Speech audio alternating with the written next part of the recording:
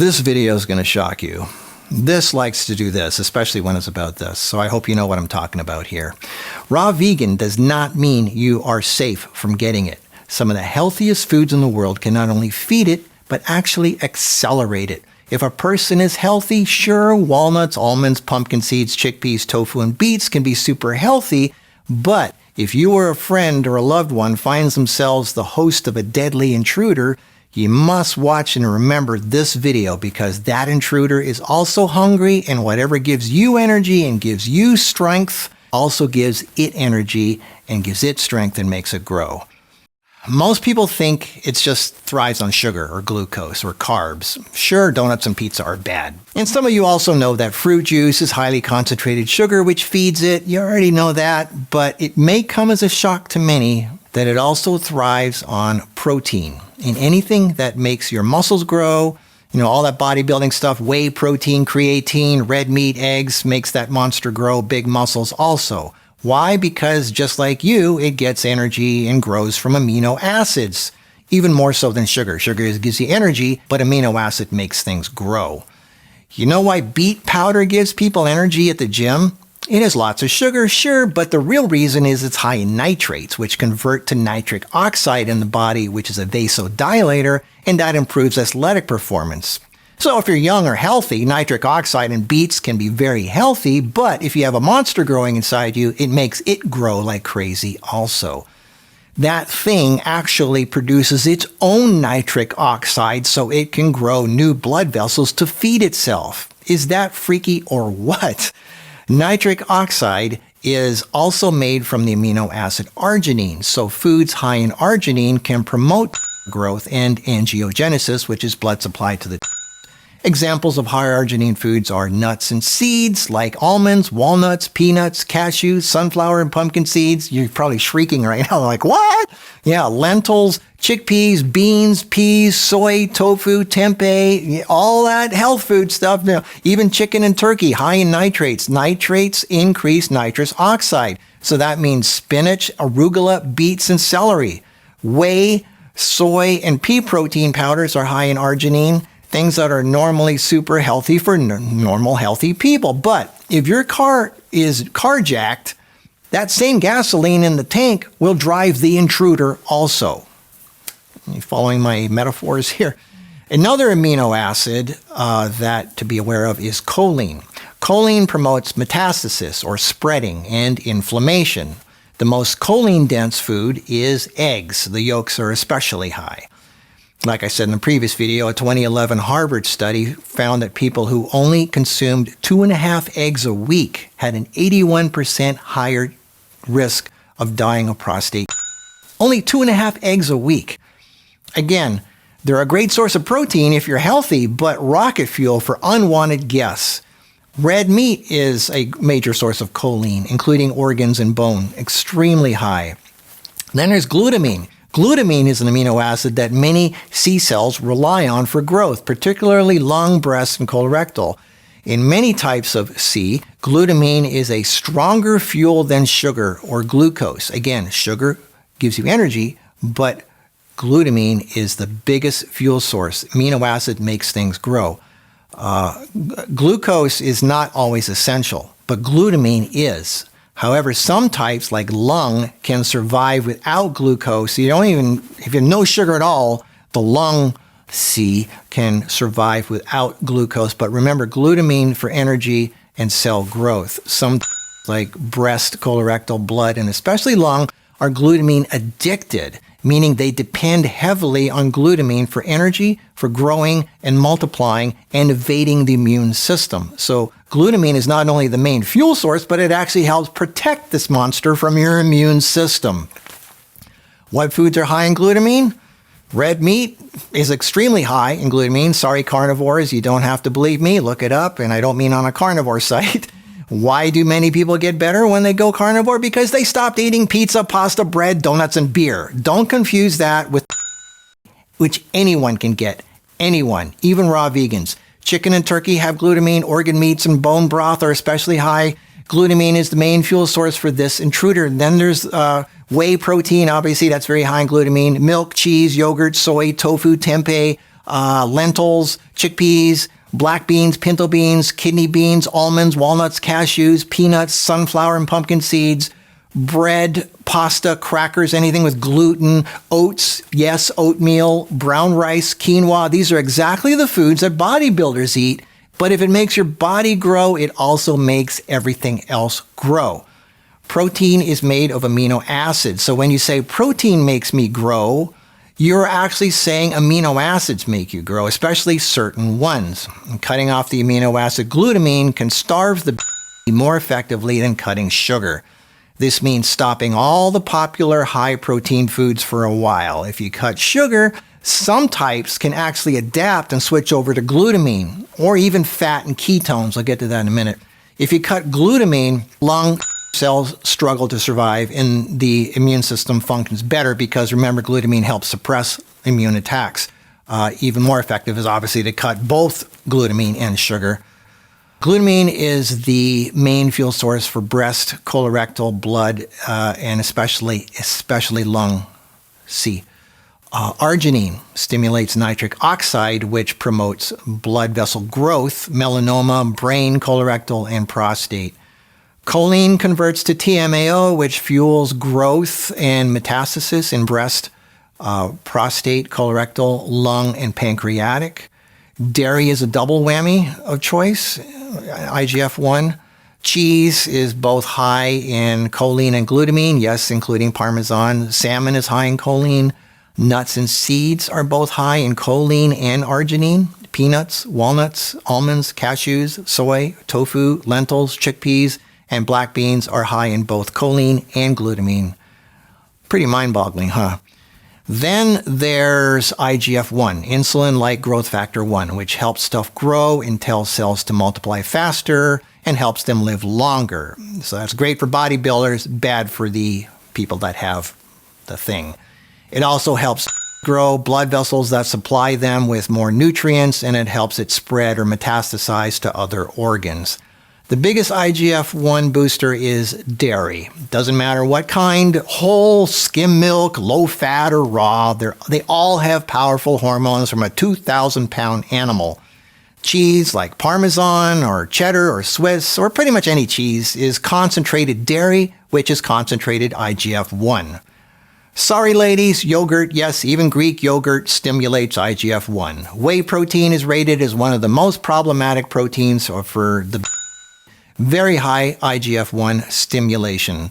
And of course, sugar and carbs, which quickly turn into sugar in the body. High sugar fruits like bananas, grapes, pineapple, mango, and watermelon not only have high sugar, but they also raise insulin and IGF-1. Fruit juice, even 100% natural, is highly concentrated sugar because the fiber is taken out, which spikes IGF-1 production more than whole fruit.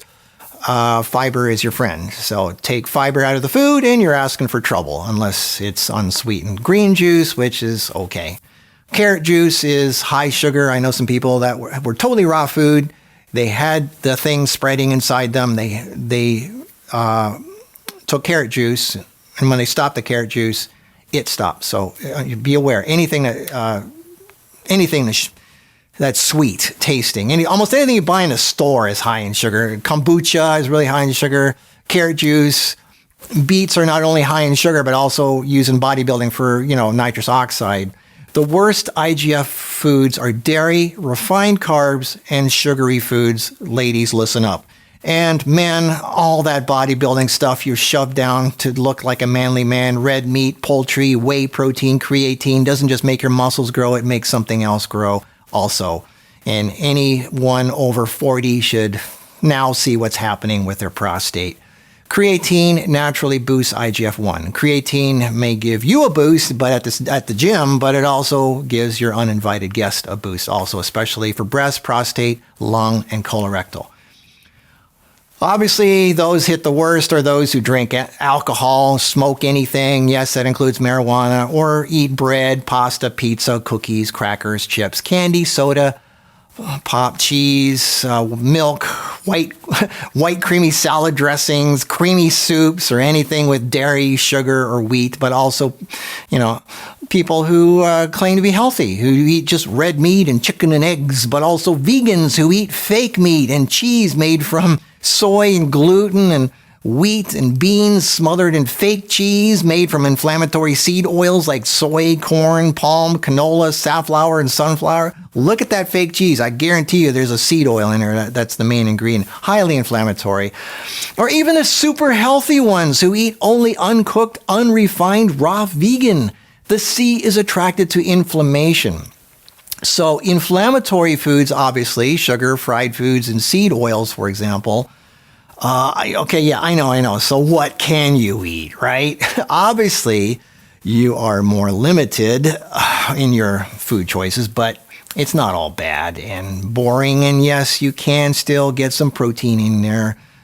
You are more limited, but there are some choices. You need to make sure that what you eat has no sugar, no IGF-1, and almost no glutamine, choline, or arginine, so your body doesn't produce nitric oxide.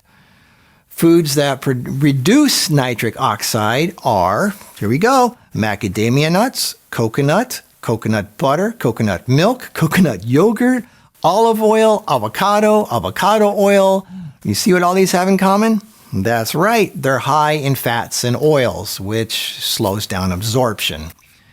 Green tea lowers both IGF-1 and nitric oxide synthesis, so drink lots of green tea. Garlic, one of the best things you could do. Garlic suppresses IGF-1 signaling, but you cannot eat garlic if you have SIBO, small intestinal bacteria overgrowth, because it will aggravate the condition, creating more inflammation, and loves inflammation. Macadamia nuts, macadamia nut milk, coconut milk, coconut yogurt with blueberries on top, zucchini noodles, cauliflower rice, bamboo shoots, mushrooms, leafy greens, obviously, green tea, garlic if you don't have SIBO, turmeric, really strong, it kills stuff, and ginger, lots and lots and lots of ginger on everything. Hemp milk and hemp protein is okay in small amounts. Be careful if you have hormone-driven like breast, ovarian, endometrial, and prostate. And for those of you who eat fish, white fish is still okay, like sole, haddock, and cod, but avoid salmon and tuna. And no eggs. Across the board, no eggs. Eggs accelerate like crazy because of the high choline levels. If you can, do fasting and time-restricted eating if possible. Intermittent fasting, which is the minimum of 16 hours of no eating and only eating for 8 hours or less, or even better, only 4 hours. That naturally reduces IGF-1 levels, and it starts a process called autophagy, where your body starts eating up and recycling old, weak, and unwanted cells, which is similar to taking away all dry leaves and dead branches from the neighborhood so a fire cannot spread. Omega-3 rich foods help lower inflammation, so take lots of algae-based omega DPA, EPA pills. MSM is highly anti-inflammatory. It helps boost levels of glutathione, the body's most powerful antioxidant. So it oxygenates your cells, floods your body with oxygen. It blocks the cell cycle progression, preventing the C cells from multiplying.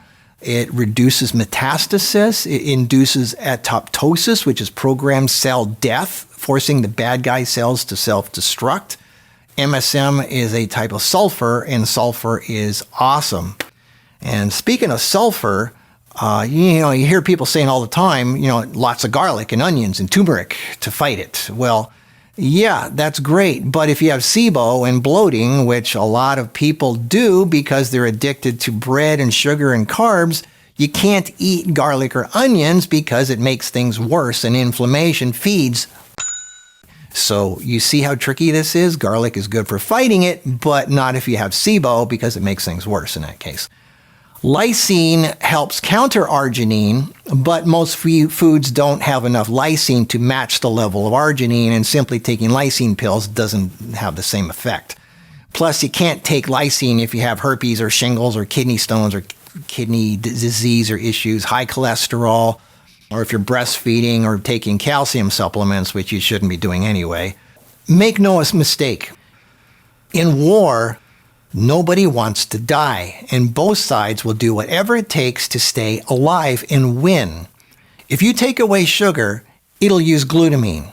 and then arginine, and then choline, and after protein, some types like brain, prostate, and triple negative breast can adapt and use ketones and fat through fatty acid oxidation. And this is why, those people who say the keto diet starves it, well, they're only referring to some types, not all. Everything wants to live, even intruders, and they will wait for you to slip up one moment of weakness. That's all it takes. One scoop of ice cream, one orange juice, a mango, some cheese. That's ammunition for your enemy. You must stay strong. So if you start feeling better, don't get cocky and think you're healed and jump right back to your old ways. You know how you always hear people say they are free, and then after 5 years later, it comes back with a vengeance and it kills them and they die? A lot of those times, those people thought they were free of it, so they went back to their old ways and bam! If you know the art of war, a common tactic is for an enemy to make you think you won, and then it hides out of sight and silently waits for you to celebrate and become reckless. Life is always testing you. This is not a free ride. Don't be reckless. It's that 1 second you look away on the freeway of life that something can hit you head on. Learn to resist temptation. That instant gratification could cost you your life. It's not worth it. Stay on the path. And if you find yourself attacked, drop everything you have and focus on the few things you know work. The simple things can keep you alive and save your life. Share this video with everyone you know. You may not need it right now, but bookmark this video for when you do. Don't desperately email me to save your life at the last minute. This channel and my book gives you what you need to have a fighting chance. Don't give up unless you want to, but there are people around who love you and want you to stick around. The world just wouldn't be the same without you. I'll see you in the next video.